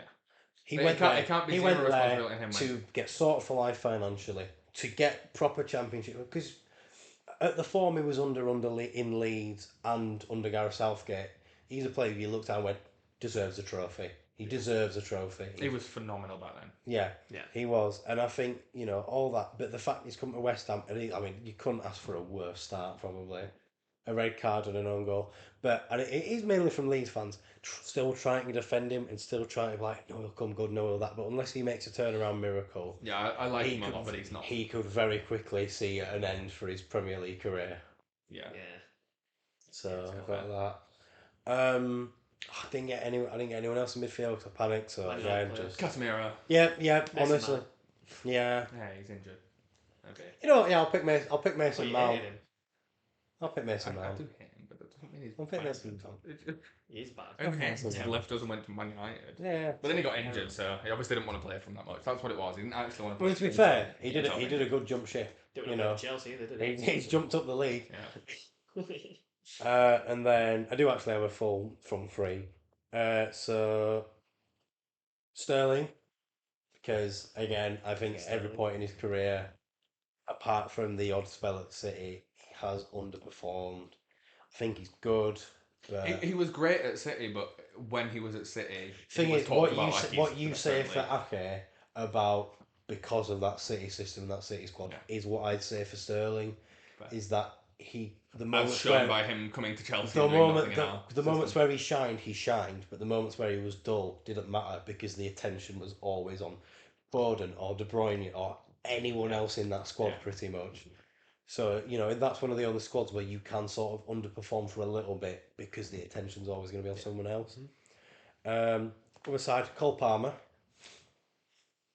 I would say nothing. Is this just because you're a Leeds fan, or do you have? No. I have a genuine point. I just want to see reaction. I assumed it was either going to be this. Oh, you're going to throttle me. He's already. Bring me. Cole Palmer has done well. I'm not saying he's bad. Very good youth prospect. I think he's got a brilliant career ahead of him. Don't have to do much to shine in that Chelsea squad. He's knocked in a few goals, few assists, played well. Okay, all right, interesting. Don't have to do much to kind of that Chelsea squad, except he's also done like 10 times what anyone in the Chelsea squad's done. Yeah, 10 times 0, still 0. What have you started? So the fact he's done one. What have you started? What have you started this?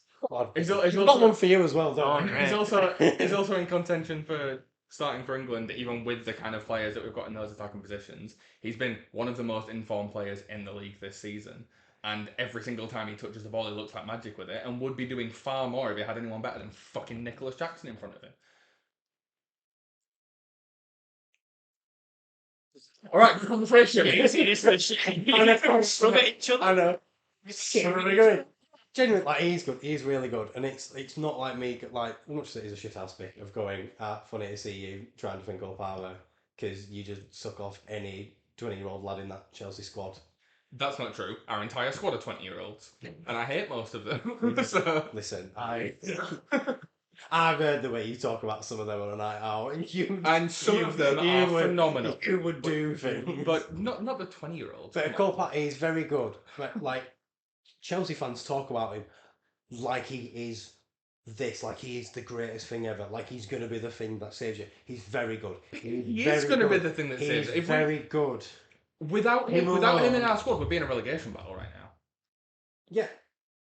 Probably. And he's got us like 3 points off 7th. Like, he's been the bright spark in an attack that whenever he brings his energy is the only thing that seems to get any of our other attackers to want to do anything. And again, if he had anyone to provide to, most of the time he's got the ball, he's looking to provide and ends up having to do it on his own because he's got no one to provide to. The only reason he's shining so much is because the rest of that squad is he's shining so much because he's fantastic. Even in a Chelsea system that doesn't suit him, even when he's getting put in position, he got put in centre forward. He's not a centre forward, and he's still by far the best player in our squad right now. Like it's not even close. And I understand that it's the best player in a bad squad, but he's not just okay, he's doing well compared to the rest of our players. He's doing well compared to most of the league in a team that shouldn't allow him to do well. I think a lot of this does come from the fact I've seen him in interviews, and I don't think he could light a fire with his brain cells. No, his brain thinks about football, and that's the only thing it's capable of. Like, that's all he needs to be there was an capable interview of. where they were asking him what his takeaway order was, and I don't think I've ever heard a more white takeaway order from Chinese. Look, he's not salt. I can't remember. He said salt and pepper chicken, and then not salt and pepper chips because that's too much. And I back it. And Of course you would. The thing is, honestly, quite frankly, you've probably got me on the fact that I've like I can't shit on him as a player. He's great, but quite frankly, any man who goes salt and pepper chips is too much for me. Grow up. Grow up. Get back in the under-18s. It's too spicy. Ooh. Yeah. Alright. So, yeah, even spicy. absolutely a shit house pick. But I still stand by some of the points that I think Chelsea are, quite frankly, all holding him up as the best thing ever because they have nothing else to hold on to. And I think in any other half-decent Chelsea squad, he's still good. He's still very good. I don't think he's as talked about and as lauded over as he is now, purely for the fact because everyone else around him is just dog shit. He's obviously talked about more because of that, yes. Yeah. But I think if he had better players around him, he'd shine more. He's so creative and he creates so many chances for us. If he had people who could fucking finish those chances. That's valid. Man, if he had Drogba next to him, he's got... He 10 years off for that. Doesn't 10 years off. He doesn't. Drogba right now would be better than our strikers. In fact, yeah. Like, bring him back. Yeah. But I get Lukaku in again. And I also think the thing with Cole Palmer is I don't think he's finished it either. I think he's still so young and he's still developing so much. The ceiling is don't get me wrong. High. If he carries on this form and carries on next season, not even a chance of looking at an overrated thing. I think if we you've got to look at it this way. I am a Leeds fan. This wouldn't have been fair if I didn't pick something to fucking dig at you. But I think there are some tepid points that I can stand on there. The main one being the salt and pepper comment. I can't argue too much with that one. Yeah, you really like your salt and pepper chips. Listen, they are nice. I rate the salt and pepper. I do really want some now, though. Salt and pepper underrated. Yeah. We should get some salt and pepper chips. Yeah. Anyway, yeah. I think anyhow, with you for the Liverpool. I think underappreciated is more for Palmer. Fair enough. Because he's very good. Nunez. I knew it was going to be Nunez. Dead striker. Dead striker. He's not, though, is he? He is, though, isn't he? Well, he's not. Oh, I get a little last minute one against Forest. Oh, celebrate like I've just won the Champions League and a treble. Grow up. You could have had Bellingham over him. You could have had Bellingham. Don't be silly. Liverpool could never have got Bellingham. We wanted Madrid. First of all, 20 odd appearances in the Premier League. Yeah. Nearly 20 odd goal involvements. Nice. I reckon there's double that missed sitters. He's still got goal involvements. It's missed chances. Haaland got loads of missed chances. We don't talk about his missed chances. We do. And then we do. Talk and about then his goals even more than that. And then even with his missed chances, you go, oh, and then you've scored an incredible goal. Well done. So You've does made up Nunez. for it. Yeah, Nunez does that. It doesn't. He scores worldies. Yes, he does. Yes, he does. The chip against Brentford. The chip against Brentford. The fucking score. Here we go. I think he's overrated. I think he's a good striker. Doesn't have 20 plus goal involvements in the league. He's close to 20. He's played 25 matches, 10 goals, 7 assists. 17 and 25. Close to 20, he's not 20. He's also top 1% for shot attempts in the league, which isn't a surprise. A striker's main fucking goal is to shoot on goal and try and score. Yeah. He's hold on, let me. Because the thing is, you say this now, but the moment he has a spell of bad form and stops scoring, he's gonna look fucking ridiculous as a striker up front. That's not gonna happen. How's he gonna play when Klopp's not there? New manager thingy, either what he could solve, that could be fine, and he could find, because you have to admit, yes, he is scoring goal, he is good, he is not 100% clicked on. No, obviously not. He's got a ceiling because he's a young player. Yeah. Like Palmer, like most players. And most of that is. But I think he hits a bad spell of form, he makes a clown of himself.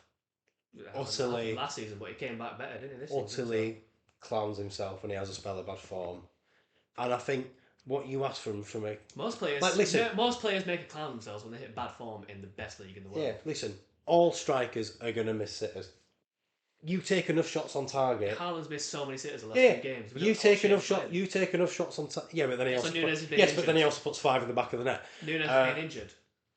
Haaland was injured years ago. Don't talk about that. And Nunes has the second most goal involvements in Liverpool this season, behind Salah. You know. Oh yeah, no one's stopping Salah. Exactly.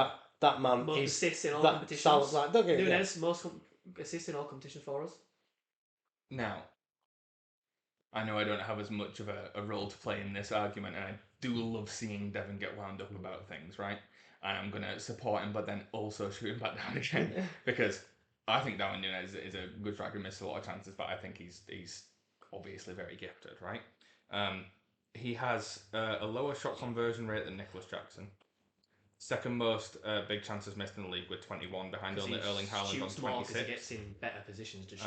Behind only Erling Haaland on 26. But Erling Haaland's shot conversion rate is 20% compared to Darwin Nunes' 11.9%. The only player in the top 15 big chances missed with a lower conversion rate than Darwin Nunes is Dominic Calvert-Lewin. Cool. He's overrated. He's overrated. Who asked you? This is about us. Fuck off. I just wanted to give you some stats to back up points. You know? This is why I said stat man earlier. You need stats. Yeah. And then when we bring out stats for Chelsea players, it's not about stats. But he's overrated. I think he's overrated. I think Lampard's the best midfielder in Premier League history. When have I ever said it's not about stats? That's for Hazard. Yeah, but he was different. Exactly. Fuck off. Yeah, but Hazard or Nunes? Well, Hazard, obviously.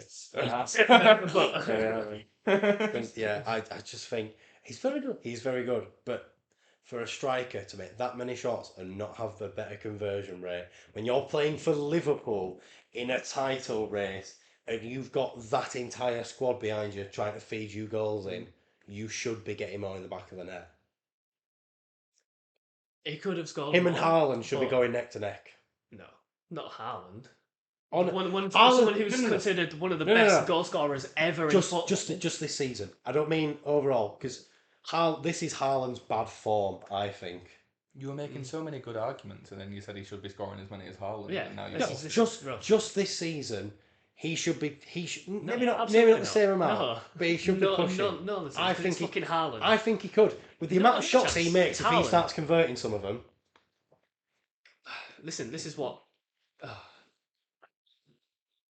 Look, I can see some of the points you're making. Lost for words. Yeah, I can see some of the points you're making, kind of, and then you said that. And listen, there's no point arguing against that. You just no point. God, I love having no skin in the game. It's great. I was a shit Leeds fan. We're always shit. I've one good season. I don't care. I can see that Nunes isn't as good as he can be. Yeah. He is still doing really, really well. I will rescind the Haaland one. I got lost in the heat of the moment. Because that was a beautiful reaction. Oh my God. But the rest of my points still stand. I think he's overrated. Based on the amount of shots he's had, with you saying that he should be closer to Haaland, and you're talking about on shot conversion rate, Erling Haaland's shot conversion rate is 20%, right? And he's got 18 goals this season, along with 5 assists. If Darwin Nunes matched that conversion rate, as you were saying that you think he should, with 20%, he would have 16 goals. So he would be 2 behind Haaland. So his shot conversion rate has been quite a bit worse. I'm not that far off. But in a team where Salah is sort of the main goal scoring output and Nunes does a lot of defensive work, also adding on top of that. Yeah, but I don't care about that. And he's also in the centre of a team. Darwin Nunes has also played 3 more matches and got 2 more assists than Haaland. Exactly. I don't agree that he's not. He shouldn't be competing with Haaland. I don't think he should be competing with Haaland. I do think he should be doing better, but I don't think he's overrated because I don't think there's anyone who I think the general opinion of Darwin Nunes is that he's quality, but fuck me, he should be doing better. And I think that's the general consensus. I don't think there's many people who look at him and think he's as good as Haaland or he's the top 3 strikers in the league. I don't think there's anyone who thinks he's that good. I work with a few Liverpool fans and... Well, then they are deluded. Yes, they're Liverpool fans. And coming from another Liverpool fan, I agree. He isn't that good right now. He definitely can be and he will be. I promise you that. Anyhow. Okay, let's move on. Yeah. That's interesting. Did you have another player? One more No, that was awesome. No. Yeah, I just gave him all right. Well, got some good good debates out of that one. Ready? I'm a Leeds fan. What can I say? I'm born to shit house. Time for you to really show your ball knowledge now. Mhm. Quiz time. I didn't do my last. We spent Not that done long arguing about Win all the competition. I thought you gone for Elena. No, go on. What's your... Can't convert. No, we've been doing it so long. Right. Goalkeeper. I've got Edson. Alright, we've all agreed Yeah, on Edison in Edison, that. yeah. That's interesting. Um, All 3 City fans in the world are going to be so mad at us. Because I know, right? Oh, that's a bit generous. I've got at least one. Edison's family. Yeah, literally. No, they don't support City. They spot Flamengo. Right back, I've gone for Ben White. I was going to go Reece James. But then you realise that would be My wrong. answer has been justified. It's also funny seeing you get wound up. It's so funny. And then centre backs, I've gone for Turtle in the background. Centre backs, I've gone for Ruben Diaz and Anderson. So similar. Nice. Yeah, okay. so- Because mainly Diaz, again, it doesn't mean that he's a bad player, because I can understand that he's a good player. I'd say Diaz is top 10 centre backs in the league. Top 10 centre backs in the league, but he's not number 1 or 2 or 3 that people say he is. He's next to Stones. He's in the City system. He's been compared to Van Dijk. Like when he gets compared to Van Dijk, I'd say off the top of my head, I can think of 4 centre backs that are better than him right now. Yeah. In the league. Yeah, like Van Dijk gets in there ahead of him anyway. It's crazy. What if I put Van Dijk in overrated? Oh, And just so try. Just try. did, and I was just gonna laugh. Was What foot have you got to stand Yeah, on? that one has no grounds to stand on. Anderson obviously just mistake prone. Left back, I've gone for Dan Burn because Newcastle also talk about him being Jesus, and he's not. Yeah, you know he's what? just a Newcastle fan. He's got passion. He's an okay centre back. In left back, he's shit. It's just because they've got no left backs. Fair.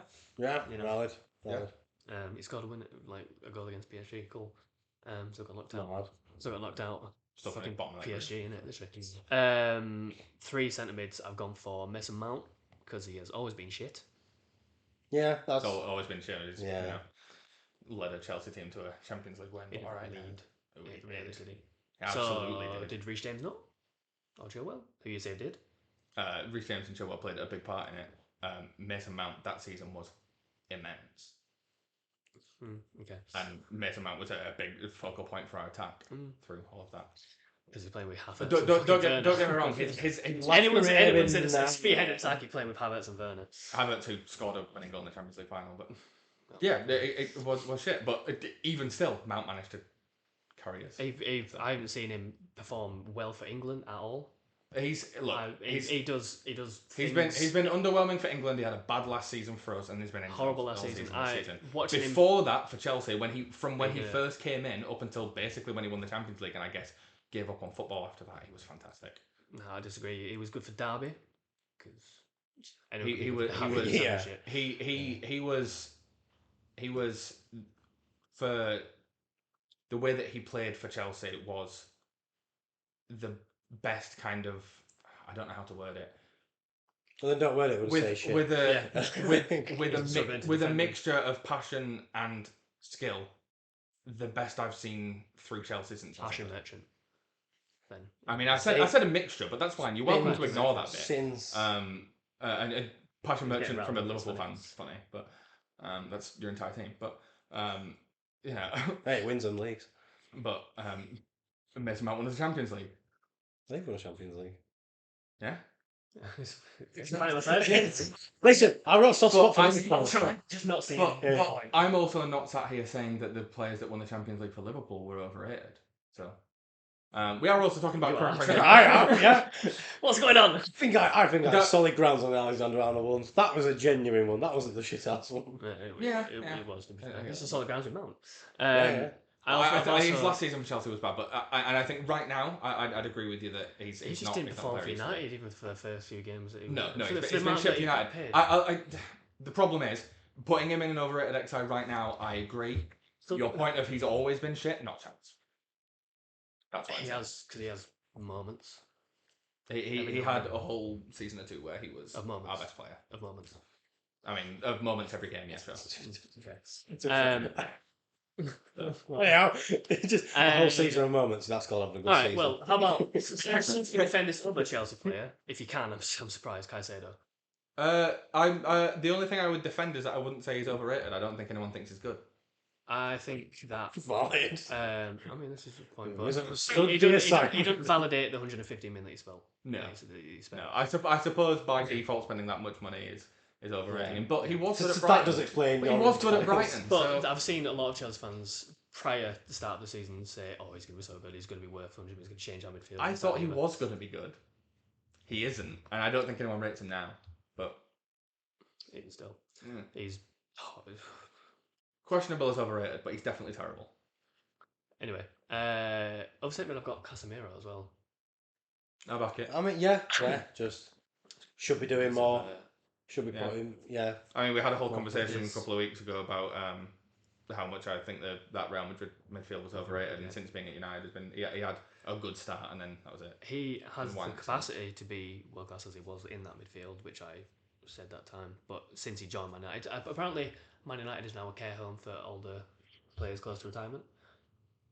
Yeah, you know, he's got 60% pass. It's the farm. It's the little farm upstairs. When he just up from the Etihad. You know, he plays, and then when he's like, "Oh, I give up. I'm just gonna get a red card and not play," because he gets suspended a lot. So Casemiro. Right wing, I've gone for Rashford because valid. Oh, again, Man United fans look at him and talk about him like he's the second coming of fucking, as I said, Jesus, Moses, whatever the fuck.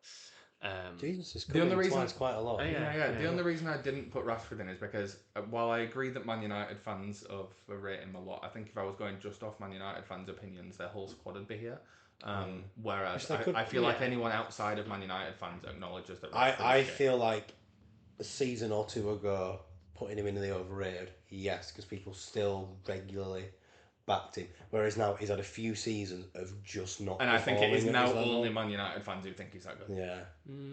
But still, but even like Southgate's already. But Southgate's stupid. Yeah, exactly. It's a little overrated. I guess Southgate would put Shearer in the squad if he was eligible. That's great. I also think Man United fans don't talk about him as much as they used to because they've gone on to overrating others of their players now. Yeah. They've got new fancy overrated players. Like Garnacho. Yeah. Left wing, I've gone for Grealish. Interesting. Because what's he done? I just want to try to in a City system, he's got him at Villa was a completely different player. He was actually so good then. Last season, he was an important player. I haven't heard anything about him this season. No, this season, no. He's been horrible this season. What's Phil Foden's come in and done work. Like last season, Phil Foden did basically nothing because Grealish played well. 100 million squad. 100 million on Grealish for him to just party every week and you know. I don't know. The thing with City is they so often have such high quality players just not really doing it. Like I said, last season Phil Foden basically disappeared for a while because Grealish was playing so well for them, and then this season it's been the other way around. I think it's harsh. I don't know if I can talk bad of a man with quads built like that. Like that alone is impressive. I think it's harsh. I think it calves. Oh yeah, cars. Yeah. Listen. I'm tired. I'm ill. No, I've not eaten much today. I like him too. Yeah. I like him. He's still a good player. I just think he's overrated. You know what? I'll give you that. I'll give you that one. And the striker position, I've gone for Gakpo, which I think is quite surprising, right? Yeah. I was gonna put him in because I don't think he's good, but I also don't think he's that well rated. I feel like it's a common consensus that he's. I think he is kind of very. I think he's rated quite highly. No, I hear some good talk about him. Good talk. I do hear. I've seen him play.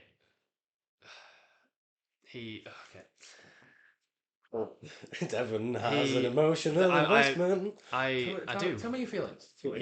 Tell me about your childhood. Therapy session. God, he got put. He did things. No. He's such a weird player to watch because he gets into good positions and does nothing with the ball. His first touches are horrible. He can't finish for shit. He's very greedy. He has the least goal contributions this season for us in our attack, which is pretty stacked. Granted, he's competing against Diaz, Salah, Nunez, and fucking Jota, and you know he's the captain of the Dutch team. so he should be. He's the captain of the Dutch team. Yeah. Really? Behind Van Dijk, yeah, vice captain. That was more so my fault. He was captain for PSV, I think, as well. You know, I don't know why he's been playing in midfield. Even still, if he plays a striker, left wing or midfield, he does the exact same stuff. He finds the exact same pocket of space, receives the ball, fails to do a 1-2, fucking waves his arm about. This is like the Jackson man. It does annoy me a lot. I don't disagree with his lack of quality. I didn't know it was rated. I thought everyone was rated really highly. Underwhelming. No, a lot of people do still. He's rated quite highly. And seeing him play it just frustrates me so much because I know that he can do really well and he just doesn't. I don't know why. Maybe because he has been played in left centre mid for some reason. To replicate the fucking Havertz and Alvarez thing that they do. But he's just not reaching the levels that we have seen at PSV and Holland. And he annoys me a little bit. So I put him there. No, that's and he's supposed to be like Firmino's replacement. He is built like a false nine. He has good on the ball ability. He can drop into midfield. He can dribble really well. He's not as intelligent. He's just not as intelligent. His IQ is quite low. He's just not. Dutch in it, probably just high all the time. Was that? Dutch in it, probably just high all the time. Yeah, not to bring the racial stereotypes in, but I feel like as a defender you can get away with being high. But yeah, I've gone as we've seen, can't be going forward high. I've gone for that. Yeah. No, that's valid. Yeah, it's not as anger. Definitely not as inflammatory. Yeah. It's not so much anger as disappointment. Like a disappointed. The way you described how you feel about Gakpo is how I feel about Chelsea. Yeah, because we clearly have the quality there. We should do well. Why don't we do well? Why don't those players play well? You know. Mm-hmm.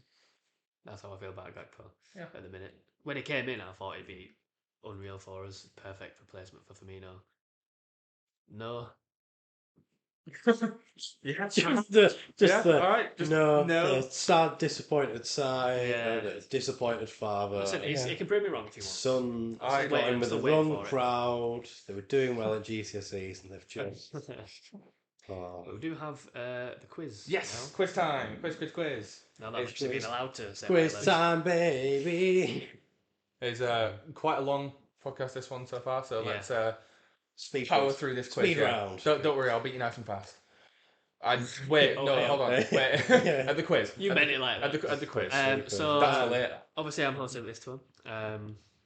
I've got a mixture of career paths and who am I questions. Nice. Love these. Nice. You are gonna absolutely trounce me. I hope so. It'll be good for my confidence. This is gonna be. We really, to be honest, we really need someone to come in and host a quiz for me and Devon, because so far it's just been me and Devon. I will do it. All right. Well, next time you're on, you're prepping a quiz. Yeah, and it will all be secondary. It'll all be championship questions.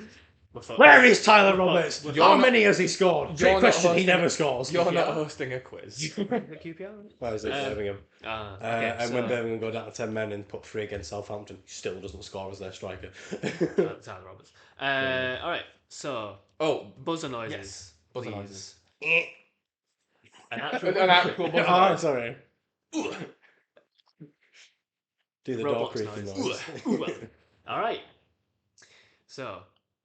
The first question is career path. Feyenoord, PSV, Newcastle. Wijnaldum. Oh! Right off the bat. So if the Feyenoord, I went. Yeah, I didn't know a Feyenoord, but PSV to Newcastle, that was the only one I could think of. Alright, cool. Second one, which is a who am I? Devon. So right, my bad. Okay. I joined the Premier League from an Italian club. Could be anyone, right? I have won the Premier League title. I have provided just 1 assist in the Premier League. This season or in general? General. Joined Premier League from an Italian club. Joined Premier League from an Italian club. Won the Premier League. Jorginho? Incorrect. You get. Frozen out until you've had a guess. My mind's going completely blank. It's the one. I figured Jorginho's probably had more assists than that. It's the 1 assist. I'm just trying to think of anyone who's on. These are all the hints I've got. But We said he's won the Premier League. He won the Premier League. I mean, the problem is you ask me to name players. I mean, I couldn't name myself half the time. I thought you'd know shit house players. That's in, by the way.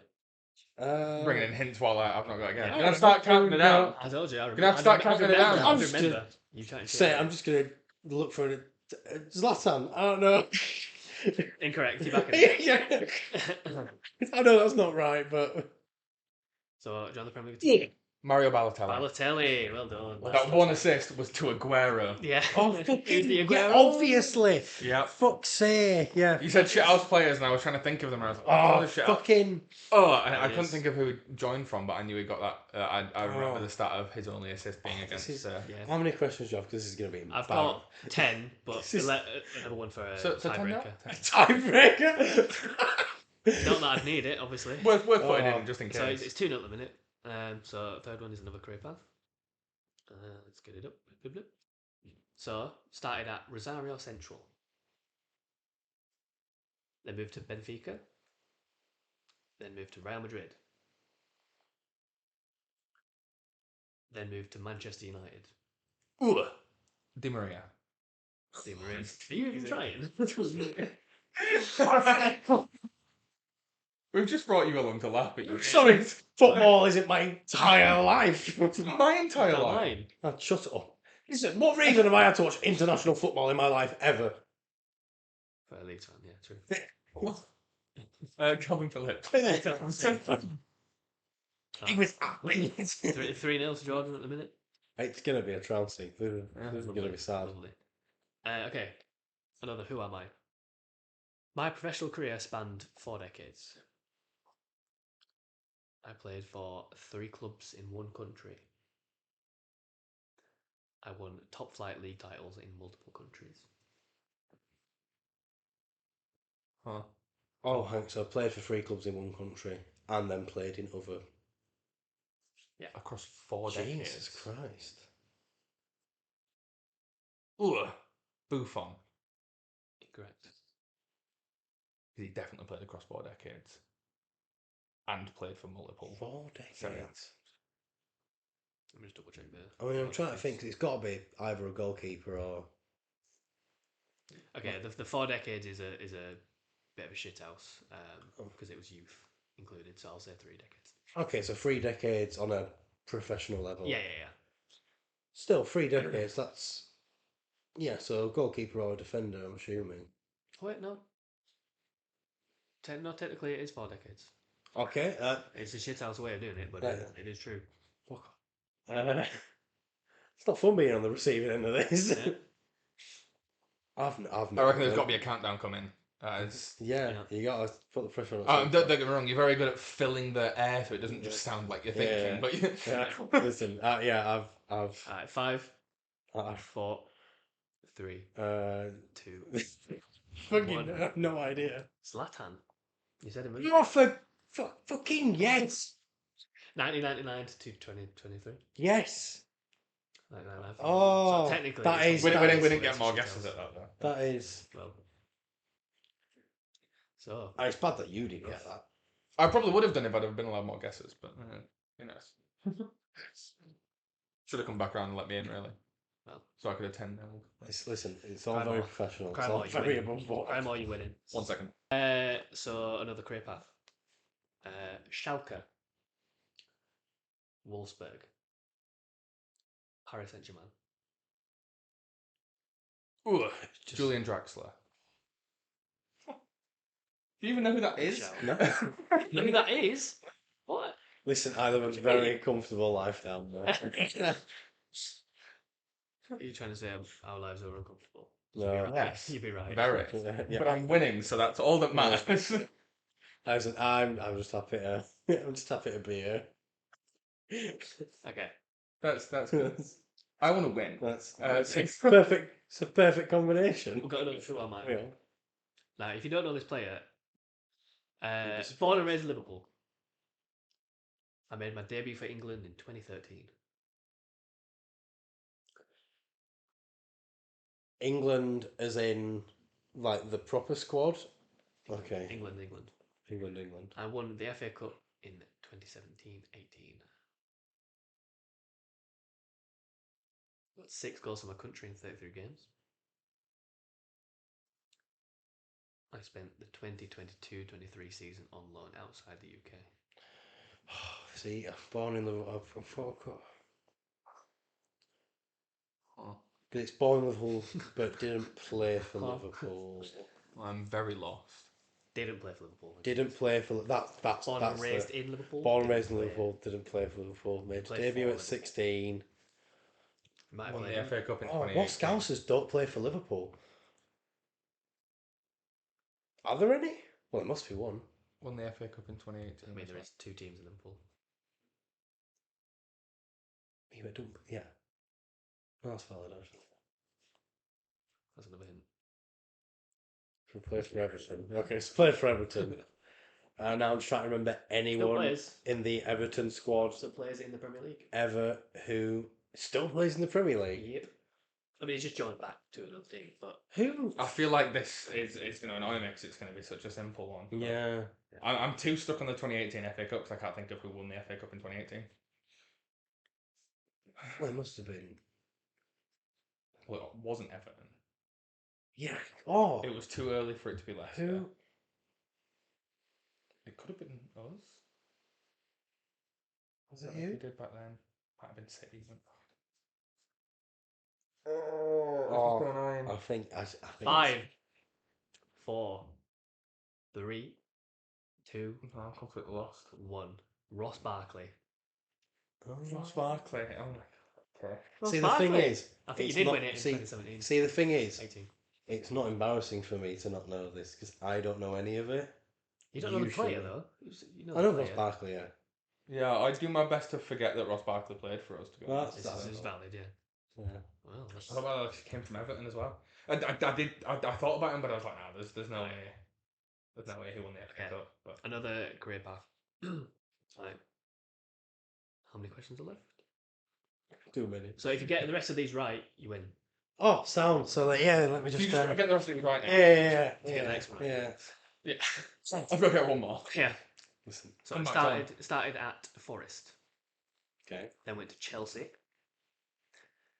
During his spell at Chelsea, he went to MK Dons on loan twice. He went on loan to Derby once, on loan to Middlesbrough once, on loan to Palace once, on loan to Norwich once, on loan to Burnley once. Fucking anything. Then went to Middlesbrough. Oh, he keeps going. Then Lewis Baker. Incorrect. Oh. I still have one more I team. played for like so many of those teams. So one more team in this path. He now plays for Leeds. Oh my god, I know it is. What? He now plays for Leeds? I know Pirro. Should have waited For the record. No, he played for fucking... For the record, Lewis Baker also played for you. Patrick Bamford. Patrick Bamford. Yes! Yeah, no, because the thing is, I would have got Bamford because you said Middlesbrough, and I know Pirro came from Swansea, and I literally just got it confused. The thing is, Pirro, he came on from thingy, and I was like, you know what's annoying? I got in so fast. I knew the next club was going to be Leeds, but it's because I thought it was Lewis Baker who went from Middlesbrough to Leeds. Yeah. Yep. Yeah. Oh, that's so annoying. That's so annoying. I would have got that one. Yeah. I didn't need to give me a bit of time to work it out, and I gone, fucking. I just went time. I'd done my guess. But I literally just went, championship club to championship club. Pirro, but he was fucking Swansea. So we can carry on to make it 9-0. Gotta carry on. 9-0 if you want. Oh, It won't be 9-0. We've had 2 questions that we haven't got answers. So it'll be 8. 11 in total. Let's not do the tiebreaker. Go to the tiebreaker just in Give me case. some the dignity. tiebreaker, come on. Give me some dignity. Another who am I? I'm a legendary goal scorer who retired in 2003. I made my name at Monaco. We didn't exist at this point, so this is on you. I literally. I have played in France, Italy, England, and the UAE. In 1996, I was named African Footballer of the Century. Both of my sons signed for PSG. Ooh. George Weah? Only got that off the George African Weah. Footballer of the Century. That's it. George It's the only African footballer I could think of pre-Chelsea existing, so... Yeah. President now? Of Liberia, yeah. That's wild. Yeah. God. African Footballer of the Century and then goes, you know what, I'm just going to become president. No, That's valid. I think this might be my favourite question. Yeah. So, it's a career path. He started at Prime He then went to. He then went to Julius Berger. Then went to Lynn. Then went to Udinese.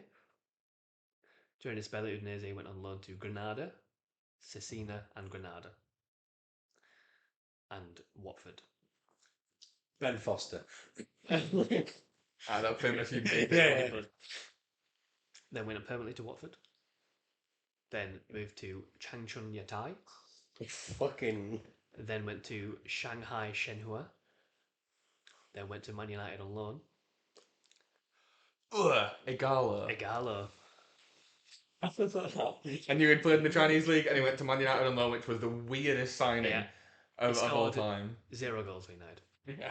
Really? In 12 games, yeah. They went to Al Shabab, Al Hilal, and Al Weda.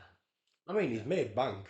Fair play. He has made bank. He's gone through the league. It's like, where can I go and just make a load of money? Because he went to the Chinese league, he went to the Saudi league, and he went to Man United, which is a great place to sit and do nothing and make money. Exactly. All right. So the next one. Atalanta brought me to Europe in 2015. I went on to play for AC Milan and Barcelona. I left for Saudi Arabia in 2023. I have a trademark salute goal celebration. I feel like I have won top division titles in both Italy and Spain with Milan and Barca. I feel like this should be an easy one. Oh yeah, no, you know how. Kessier? Kessier. I didn't. The goal celebration bit threw me off because I'm like, well, it's not a fucking goal scorer. I didn't. But I knew he'd played for AC Milan and you'd played for Barcelona and you went Saudi League. So. Yep. Last one. It's career path. Glasgow wins. Glasgow wins. I can't believe you didn't get Bamford, to be honest. I would have got Bamford. I just jumped. I jumped with Lewis Baker. Alright. So he started his career at San Lorenzo. Great team. Then he went to Espanyol. And then Manchester City. And then went to West Ham. Went to West. Espanyol, City, West Ham. Mm-hmm. Retired at West Ham. Retired at West Ham. Oh God. He's a current assistant manager at Albania. Yeah, fine. Oh, right. No, I know it now. Yeah. Oh, Albanian football. On it. That is the kind of weird thing I would expect you to come in with knowledge of. Absolutely, yeah. Okay, so where did he start? San Lorenzo. Espanyol, Manchester City, 9 years, and then West Ham. Zabaleta. Is it because I said 9 years? No, I was trying to think of City to West Ham players, and at first I was thinking of Spanish because of Espanyol, but he didn't start Espanyol, so I stopped thinking about that. Oh, yes. So you made it 9-0. 9. I know how Bournemouth felt now. It's not great. But also, there's a kind of joy in just going, you know what, I want a chance in hell. So I've just been here to enjoy it. That's good. Have you enjoyed it? I have. I should never answer the quiz ever again. No. If we get you on again, please bring a quiz. Bring the quiz. Also, fuck you for saying that about Nunes. My star boy. Right. Fuck you for Palmer as well. Yeah! Have you enjoyed yourself? I hope not. Alright, and with that, we're going to end it there. Hopefully, there's actually some video on this one. So anyone who's fucking better be. So you could put my nicest hoodie on. There wasn't last week. Also, we forgot to mention the background again. We talked about it last week and you couldn't see it because it was a fucking video because tech issues. Tech whiz over here. I'm hoping. Calling me a tech whiz at the start after last week had the wrong audio and no video is interesting. That was the point. Look at that one. Wow, look at that one. Look at that one. Look at it. Look at that. Alright, so and make sure you subscribe on YouTube if that's where you watch, or follow us on Spotify, where we post the full podcast every week. Follow us on TikTok and Instagram. We post clips on there all the time, and by that I mean we haven't done in like 2 weeks, but in fairness there was no video last week, so there will be more clips coming. Hopefully you've enjoyed it. I know it's been a bit of a longer one today, but we've had plenty to talk about. So with that, we'll see you next week. Cool. Bye bye.